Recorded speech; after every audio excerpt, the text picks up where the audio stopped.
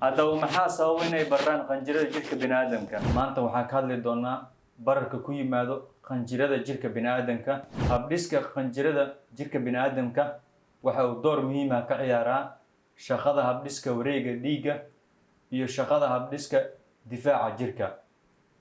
Habdhiska qanjirada wuxuu ka kooban yahay shabakado aad u yaryar oo aad u badan oo ah qanjirada loo yaqaano lymph nodes. Sidoo kale habdhiska qanjirada wuxuu ka kooban yahay tubooyin ama xidido loo yaqaano lymphatic vessels. Sidoo kale habdhiska qanjirada waxaa ka mid ah dareeraha loo yaqaano lymph.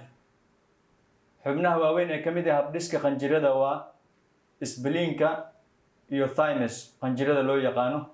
Spleen-ka wuxuu ku yaalaa qayb ka mid ah caloosha, halka qanjirka loo yaqaano thymus-kuna ku yaalo xabadka. Bararka qanjirada waxay dhacdaa ama timaadaa marka jirka ku dhaco caabuq.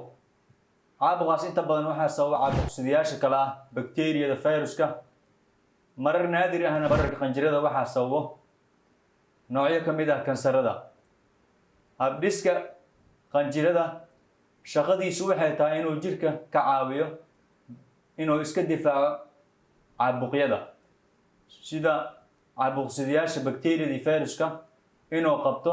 Sidoo kale wuxuu qabtaa wax kastoo sababi kara caabuq. Haddaba meelaha ugu badan ee lagu arko jirka bini'aadamka bararka qanjirada maxay yihiin? Meelaha ugu badan bararka qanjirada lagu arko jirka bini'aadamka waa garka hoostiisa, qoorta, kilkisha iyo saracyada. Calaamadaha la socon karo bararka jirka bini'aadamka waxaa ka mid ah danqasho oo ah xanuun ama danqasho oo ah in qanjirada xanuunaan qofka, sanka oo biyo ka daato, dhuun xanuun, qandho iyo dhidid habeenkii ah. Waxaa wanaagsan inaad dhakhtar aado haddii aad aragto qanjiro bararsan oo ay la socdaan calaamadahan. Qanjiro bararsan haddana aan la socon wax calaamad haddaa isku aragtid, waxaa wanaagsan inaad dhakhtar la xiriirto. Haddii aad aragtid qanjiro bararsan wax ka badan 2 ilaa 4 isbuuc, waxaa wanaagsan inaad dhakhtar aado.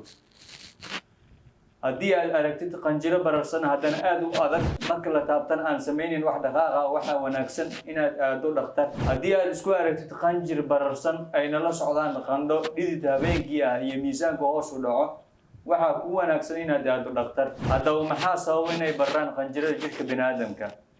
Inay barraan qanjirada jirka bini'aadamka waxaa sababa waxyaabo kala duwan sida caabuqyada.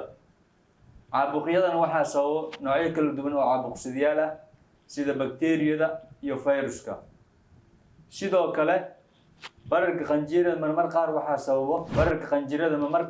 sababa noocyo ka mid ah kansarada iyo dhaawacyada soo gaaro jirka bini'aadamka.